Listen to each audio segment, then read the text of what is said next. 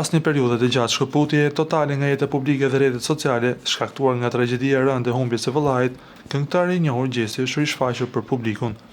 Megjithatë nuk bëhet fjalë për një ndalje fizike, por për një kartolinë simbolike urimi të publikuar nga kompania e tij menaxhuese.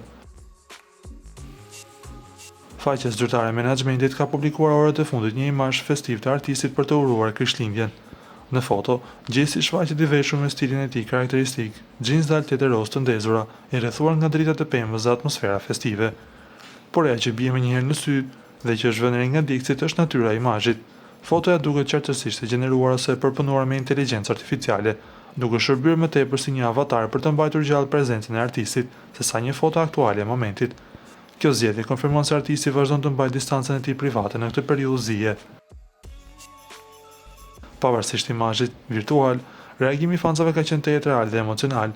Seksioni i komenteve është mbushur me mesazhe madhe dhe mbështetje, duke treguar se mungesa e tij në skenën muzikore po ndihet fort.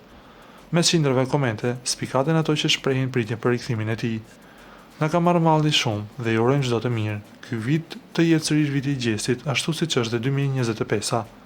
Të tjerë shprehen me emocionalisht. Gjesi është shpirt vdiqëm për ty dhe na mungon. Gjesi të duam shumë.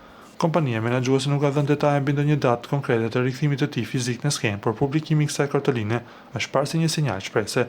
Komente sugjerojnë se fansat janë të gatshëm të presin artistin e tyre sa të jetë nevojshme, duke uruar që kjo festë të ketë sjellë pak qetësi pas periudhës së errët që ka kaluar.